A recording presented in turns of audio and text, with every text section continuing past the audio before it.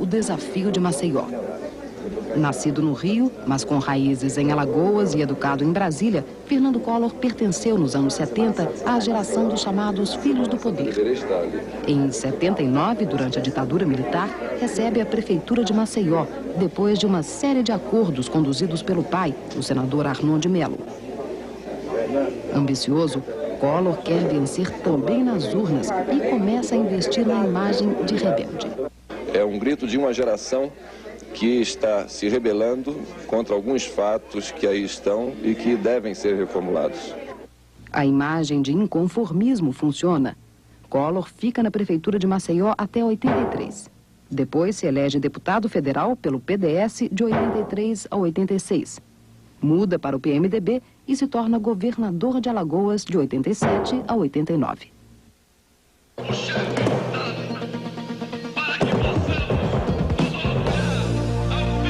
Como governador, ganha projeção nacional em 88 ao se recusar a pagar os supersalários de servidores privilegiados. Essa briga o torna conhecido como o caçador de Marajás. De olho na presidência, passa a criticar o presidente José Sarney, incapaz de controlar a inflação. Falando a empresários paulistas no início de 89, Collor diz que é candidato e acusa. A corrupção que campeia na administração pública federal e que o governo não toma providências para coibir. Sem espaço no PMDB, Collor troca de partido para registrar sua candidatura. Ele entra no Partido da Juventude, que muda de nome para PRN, Partido da Reconstrução Nacional. É uma legenda fantasma que tem só um deputado federal. Nas reuniões do partido, Collor concentra seus ataques ao governo Sarney. O Ronaldo, que é o ministro da Educação, que ia lá para Mala Preta, isso eu denuncio em todo lugar que eu chego. E ele é o presidente. Ele chegou lá com a Mala Preta cheia de dinheiro, querendo comprar aqueles que estavam comigo. Collor convence o senador mineiro Itamar Franco a se filiar ao PRN e ser o vice na chapa. Na convenção do partido faz uma promessa: criar 2 milhões de novos empregos por ano. O fato de pertencer a um partido pequeno não preocupa muito o candidato.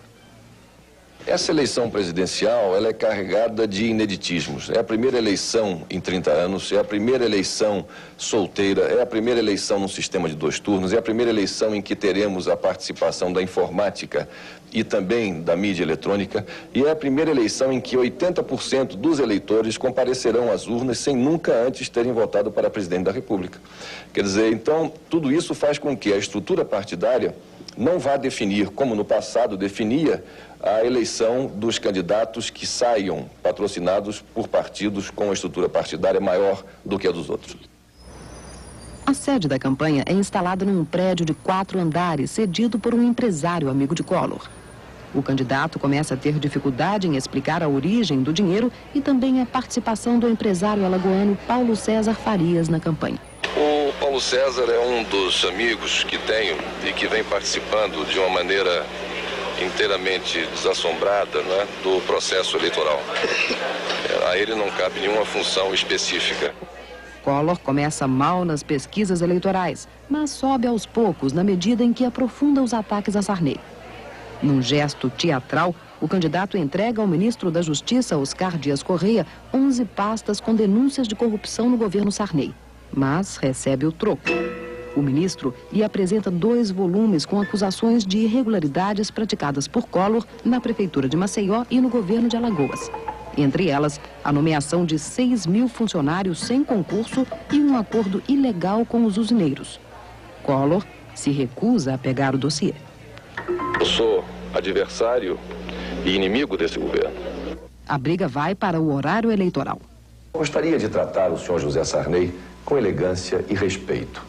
Gostaria, mas não posso. Não posso porque estou falando com um irresponsável, um omisso, um desastrado, um fraco. Quero que a nação saiba que estou falando com um cidadão de más intenções, que não dignifica o cargo que ocupa.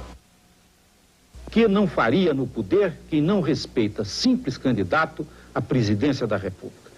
Não se pode fazer das eleições uma tribuna de palavrões e de bravatas. A presidência da República não pode ser ocupada por quem não tenha equilíbrio moral e não tenha postura pessoal. Vamos lá. Junho de 89. Collor começa a disparar nas pesquisas. Vamos ver por que, nesse comício, igual a centenas de outros que o candidato faz por todo o Brasil. Jovem, enérgico, vibrante, Collor pontua seus discursos com gestos fortes e promete mudanças. Eu quero sonhar com um novo Brasil e desejo concretizá-lo na presidência da República. Os pobres viram descamisados na linguagem do candidato. Aos descamisados, aos pés descalços, aos desassistidos pela sorte. Collor se apresenta como campeão da moralidade pública e denuncia os desmandos no governo. E deram-se de braços com o que há de pior, de mais apodrecido e de mais corrupto nesta República do Brasil. E um detalhe importante, diz que não tem o rabo preso. Hoje, graças a Deus, chego neste momento sem ter recebido o apoio de nenhum governador de estado. Depois fala em sindicato do crime e junta todos no mesmo tacho, os corruptos e o presidente Sarney. Lá em Alagoas, resistimos em todos os momentos aos poderosos, ao sindicato do crime, aos corruptos e ao Sarney.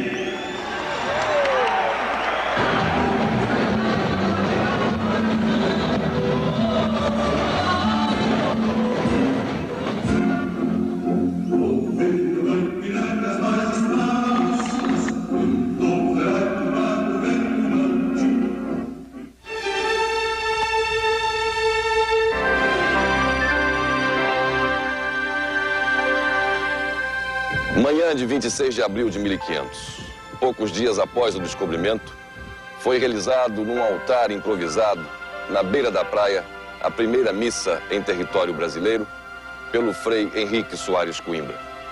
Naquele dia, minha gente, ficou marcado o nosso compromisso com Deus, o nosso compromisso com a fé. A foto da audiência com o Papa no Vaticano. O apoio e o uso da imagem de Frei Damião na caça aos devotos do Nordeste. A exploração política da fé. Sempre tivemos a fé em nosso Senhor Jesus Cristo.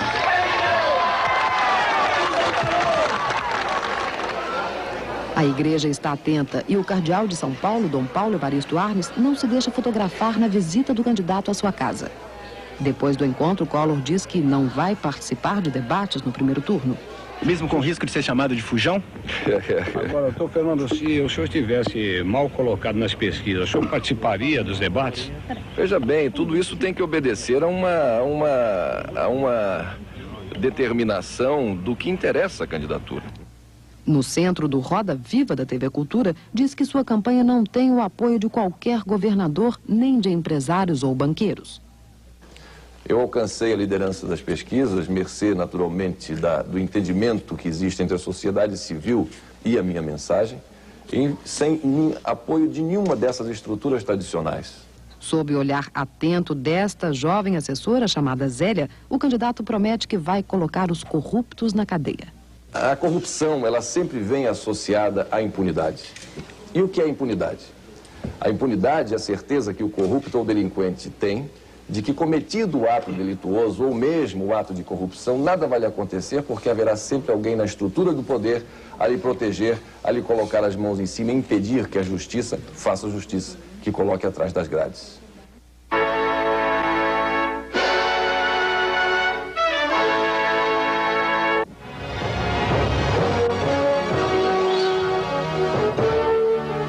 Na campanha na TV, todos os candidatos recorrem às modernas técnicas de marketing. Eles abusam da música e dos efeitos visuais para conquistar o eleitor.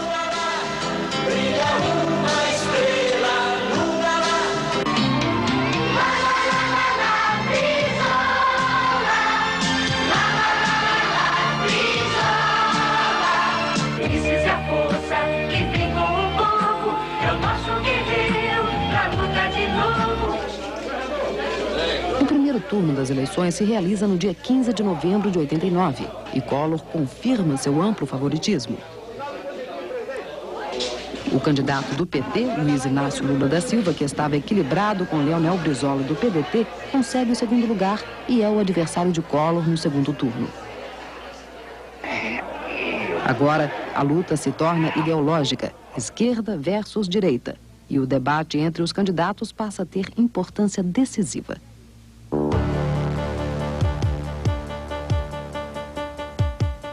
O primeiro debate na TV começa de forma civilizada, com um aperto de mão. O candidato do PT, Lula, quer evitar qualquer imagem de radicalismo. E Collor tenta manter o autocontrole para apagar a imagem de destemperado emocional. Socialmente mais justo, mais fraterno. Collor procura caracterizar Lula como defensor da estatização e se coloca em campo oposto. Temos que fazer com que o poder seja um instrumento de fortalecimento não do Estado, mas de fortalecimento da sociedade.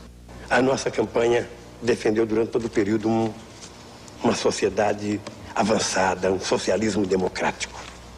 E isso nós haveremos de um dia construir neste país. Quem defende a luta armada. No horário eleitoral, Collor radicaliza a luta ideológica e insinua que o adversário quer o comunismo. Nós sabemos o que homens com o mesmo pensamento que o deputado do PT fizeram nos países da Europa Oriental. Eles criaram a ditadura e o autoritarismo. Mas a propaganda colorida na TV, a promessa de modernizar o país e as acusações ao PT não dão a Collor a certeza da vitória.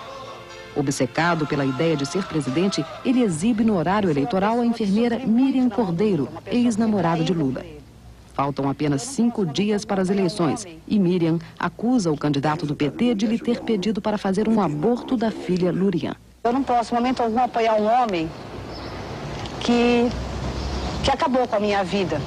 Uma assessora do PRN, Maria Helena Amaral, denuncia que o partido teria oferecido 200 mil cruzados novos, cerca de 15 mil dólares a Miriam Cordeiro pelo depoimento, e deixa a campanha. Miriam nega, mas vai viver num apart-hotel em São Paulo com despesas pagas por empresários ligados a Collor. O irmão mais velho de Fernando Collor, Leopoldo, tenta justificar a utilização do depoimento de Miriam Cordeiro. Ao apelar no penúltimo programa da campanha para a ex-mulher do Lula, isso não considera um sinal de desespero do reconhecimento do crescimento do Lula? O apelar é verbo seu. O que ele fez foi utilizar, o que nós fizemos foi utilizar um depoimento de uma pessoa que desejava se manifestar e colocar no ar. No último debate, 2 dias antes das eleições, não há mais aperto de mão. As pesquisas continuam equilibradas, mas Lula está abalado pelas denúncias de Miriam Cordeiro e vai mal. Um exemplo, Collor diz que tem um aparelho de som bem simples, do tipo 3 em 1, e que o equipamento de Lula é mais caro. Aparelhagens ultramodernas e sofisticadas de som, que na minha casa eu não tive ainda oportunidade de ter. Lula simplesmente esquece de replicar que a família de Collor é dona de uma emissora de rádio e TV. O candidato tem que ter equilíbrio psicológico, tem que ter equilíbrio emocional. O desempenho de Collor influencia os eleitores indecisos e ele vence as eleições com 35 milhões de votos.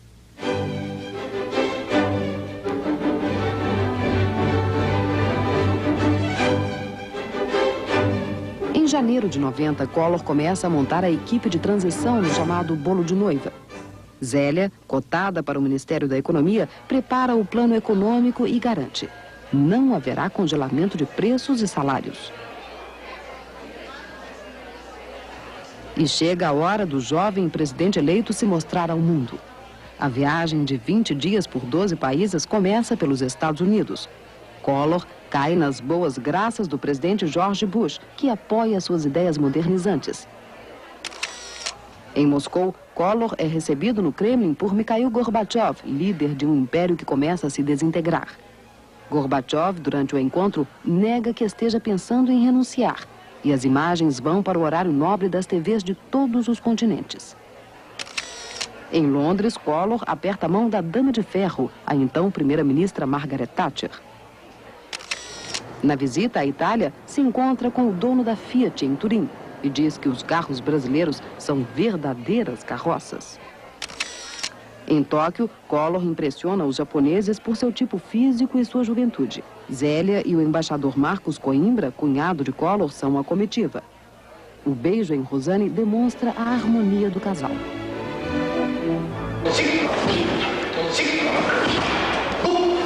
Aqui na Academia Nishon Karate Kyokai de Tóquio, Collor exibe seus dotes de atleta e treina o Ippon, o golpe mortal com que promete liquidar a inflação no Brasil. Na volta, troca de tática e diz que tem só uma bala na agulha para matar o tigre da inflação. Ele fala que poderá usar a Polícia Federal para reprimir aumentos de preços.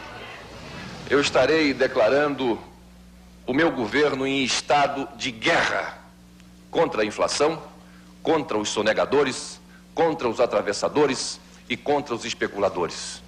Collor anuncia uma equipe sem nenhuma ligação com o Congresso e escolhe um sindicalista, Antônio Rogério Magri, para o Ministério do Trabalho. Magri promete sanear a Previdência Social. Eu não sei fazer uma sopa, mas sei se ela está salgada. E o ministério mais importante, o da Economia, vai mesmo para sua jovem assessora, Zélia Cardoso de Mello, que se transforma no símbolo do estilo autoritário e no próprio alter ego do novo presidente. Nas entrevistas, Collor deixa isso bem claro. O ministro da Economia, conforme eu já coloquei, serei eu. Eu não vou abrir mão de nenhuma das minhas responsabilidades. A seguir, Collor toma posse com uma promessa: governar para os descamisados e os pés descalços. O confisco da poupança deixa a economia em estado de choque.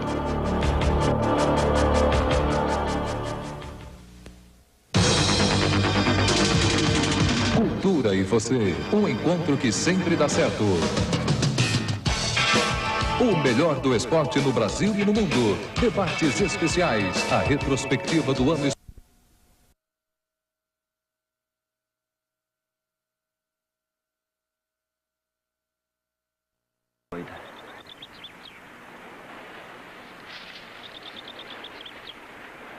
Tá procurando o quê?